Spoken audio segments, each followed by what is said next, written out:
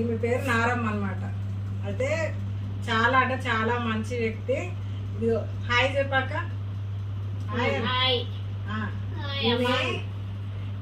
చాలా అంటే చాలా కష్టాలు పడ్డది. అన్ని కష్టాలన్నీ చూసిందనమాట. చాలా అనుభవం ఉన్న వ్యక్తి. ఎన్నో కష్ట నష్టాలు కూడా చూసింది ఆమె లైఫ్లో.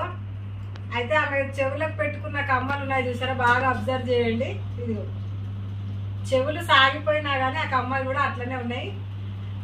అప్పట్లో ఇవి ఫ్యాషన్ అంట. ఇప్పుడైతే ఈ కాలంలో ఎవరైతే పెట్టుకోరు, అప్పుడైతే ఇలా పెట్టుకునే వాళ్ళు. ఇప్పుడైతే చాలా వరకు ఇలాంటివి ఎవరు చూడరు. నేను అడుగుతాను అక్క, వీటిని ఏమంటారు? గెంటీలు అంటారంట. మీకు కూడా తెలుసా వీటి గురించి? కామెంట్ సెక్షన్లో కామెంట్ చేయండి. చెవులు మాత్రం చాలా వెయిట్ ఉంటాయి. అవి ఎట్లా మోస్తుందో నాకైతే తెలియదు. ఇంకా ఇవి వాళ్ళకి అవే అలవాటు అయినాయి అంట. అక్క నువ్వు పాటలు వస్తాయా నీకు?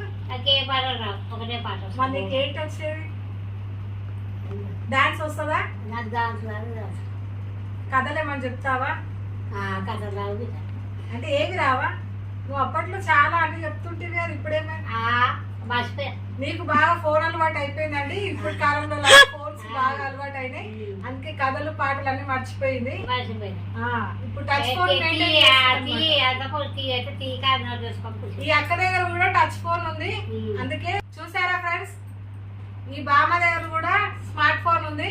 ఇంకా ఇలాంటి ఫోన్ యూజ్ చేసిన తర్వాత పాటలు కథలు ఎలా చెప్తారో అన్ని మర్చిపోయారు. ఈ కారు అమ్మాయిలా తయారయ్యారు ఈ బామ్మలు కూడా. చూసారా, ఇప్పుడు స్మార్ట్ ఫోన్ యూజ్ చేస్తుంది. అలా అన్నమాట, జనరేషన్ అలా తిరిగిపోతుంది.